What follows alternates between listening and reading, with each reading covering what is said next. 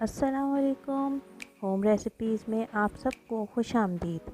आज मैं क्या बनाने जा रही हूँ, मूंग दाल फ्राइड। बहुत क्रंची और बहुत क्रिस्पी बनती है ये। इसको ज़रूर ट्राई कीजिएगा और चैनल को सब्सक्राइब, लाइक और शेयर करना मत भूलिएगा।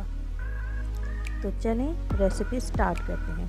यहाँ मैंने 2 कप दाल भिगो के 2 घंटे के लिए रख दी थी। यहाँ पर मैंने दाल का सारा पानी निचोड़ लिया है और अब मैं दाल को ड्राई करने के लिए टिश्यू पेपर पर डाल के रख दूँगी ताकि ये खुश्क हो जाए। जब दाल का सारा पानी खुश्क हो जाए तो फिर हम इसको फ्राई करें। दाल को फ्राई करने के लिए एक छन्नी में थोड़ी थोड़ी दाल डालें और उसे डीप फ्राई करें। अच्छा जी, यहाँ पर हाई टू मीडियम फ्लेम पर दाल को लाइट गोल्डन फ्राई करें।